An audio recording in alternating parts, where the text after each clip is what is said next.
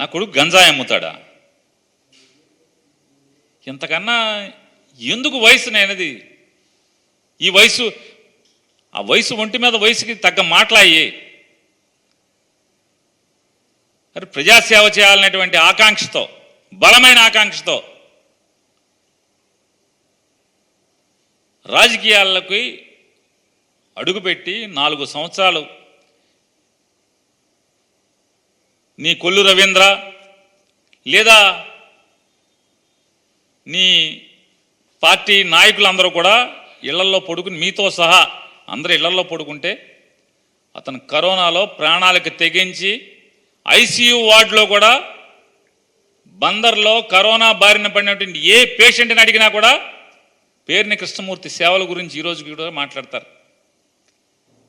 కరోనాలో ప్రాణాలు పోతుంటే ఐసీయూ వార్డులోకి వెళ్ళి అందరితో పలకరించి, అందరికీ స్వాంతన మాటలు చెప్పి, మీ ఇంట్లో వాళ్ళు బయట నుంచునున్నారు, వాళ్ళు ఈ కబురు చెప్పమన్నారని మీకు వీళ్ళ ఫోటోలు తీసి వాళ్ళతో మాట్లాడి వీడియో తీసి అవన్నీ కూడా వాళ్ళ కుటుంబ సభ్యులకి చూపించిదిగో మీ ఇంట్లో మీ నాన్నగారు లేకపోతే మీ భార్య గారు, మీ కొడుకు ఇదిగో ఇలా మాట్లాడుతున్నాడు, ఇదిగో ఇలా ఉన్నాడు అని చెప్పి దాదాపుగా ప్రతి పేషెంట్ వాళ్ళ తాలూకాకి చూపించేవాడు. డాక్టర్లతో సమానంగా లోపల వార్డులో ప్రాణాలకు తెగించి తిరిగాడు. బెడ్లు కావాలంటే బెడ్లు అందించడం, ఎప్పుడు 24 గంటలు అదే పనిలో ఉంటే నూనూగు మేసాలటువంటి నవ యువకుడు మొదటిసారి రాజకీయాల్లో పోటీ చేస్తుంటే ప్రజలు గుర్తిస్తే 75 ఏళ్ళ వయసు వచ్చినటువంటి చంద్రబాబు నాయుడు ఇంత పాపం మాటలు మాట్లాడుతున్నాం. ఇంజనీరింగ్ చదువుకుని ప్రజలకు ఏదో ఒకటి చేయాలి, నా ఊరికి ఏదో ఒకటి చేయాలని చెప్పేటువంటి ఆకాంక్షతో మేము చెప్పాం. ఇట్లాంటి దుర్మార్గులు ఉంటారా బాబు? చంద్రబాబు లాంటి ఆయన పార్టీలో మసిలేటువంటి దుర్మార్గులు చాలామంది ఉంటారు. అవసరమా ఈ జీవితం మనకి?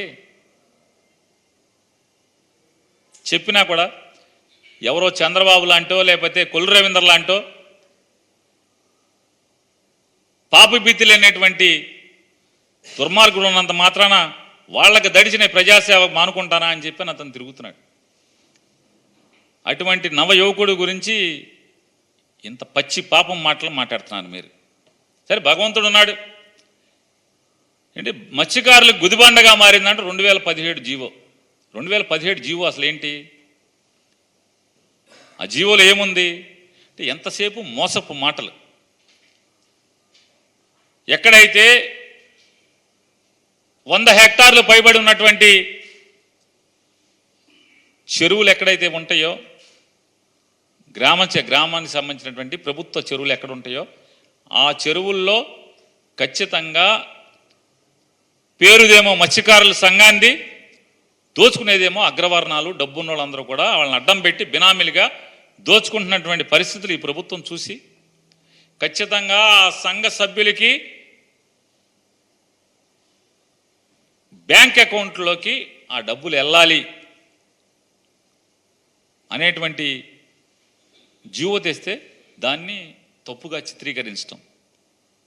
మీ గుండెల మీద చేసుకు చెప్పండి, ఈ జీవో ఏం తప్పు ఉందో. ఊరికే 2017 జీవో అంటుంది తప్ప ఆ జీవోలో ఏంటి? జీవో సారాంశం ఏంటి? ఇటువంటి పాపపు మాటలు, బురదేసి విషపు మాటలు ఆయన మాట్లాడతాడు. దేశానికి ఎందరో మహనీయులను అందించినటువంటి గడ్డ కృష్ణా జిల్లా. ఇప్పుడు కొత్తగా గుర్తుకొచ్చింది కృష్ణా జిల్లా ఎందరో మహనీయులను అందించింది. జాతీయ జెండా రూపశిల్పి పింగళి వెంకయ్య ఈ గడ్డపైనే పుట్టాడు. మొట్టమొదటి జాతీయ జెండా ఎగిరింది ఇక్కడే. బ్రిటిష్ హయాంలో బందరు ఓ వెలుగు వెలిగింది బందరు బ్రిటిష్ హయాంలో. 2014 నుంచి 19 దాకా చంద్రబాబు హయాంలో ఏం జరిగింది? ఒక్క అధికారి, జిల్లా కలెక్టర్తో సహా ఒక్క అధికారి కూడా బందర్లో ఉండేవాడు కాదు. మొత్తం అందరూ బెజవాడలో ఉండేవాళ్ళు.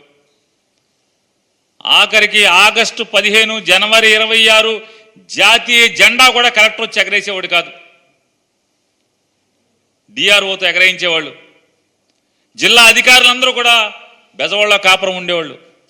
వారం సోమవారం ఒక్కరోజు అది కూడా వాళ్ళకు బుద్ధి పుడితే గ్రీవెన్స్కి వచ్చి కాసేపు గంట కూర్చుని వెళ్ళిపోయేటువంటి పరిస్థితులు. అది కూడా కలెక్టర్ ఎక్కువ రోజులు వచ్చేవాడు కాదు. జాయింట్ కలెక్టర్నో డిఆర్ఓనో కూర్చోబెట్టేవాళ్ళు. వారం వారం సోమవారం ఒక్కరోజే కాస్తో కోస్తో ఆ గ్రీవెన్స్ పేరుతో ఒక గంట సేపు అధికారులు కూర్చుని వెళ్ళిపోయేవాళ్ళు. ఇది చంద్రబాబు నాయుడు ఏలుబడిలో బందరకు ఉన్నటువంటి దుస్థితి. ఇవాళ ఈయన వచ్చి అసలు మామూలుగా ఈయన ఇప్పుడే రాజకీయాల్లోకి వచ్చినట్టు చంద్రబాబు నాయుడు గారు, ఈయన ఇంత క్రితం ఎప్పుడు ముఖ్యమంత్రి చేయనట్టు, ఇప్పుడే వచ్చి నన్ను ముఖ్యమంత్రి చేయండి అని మొదటిసారి ఓట్లాడుకున్నట్టుగా బిల్డప్ ఇస్తున్నాడు ఈ బిల్డప్ బాబాయ్. ఇవాళ బందర్కి మళ్ళీ వెలుగేలా వచ్చింది.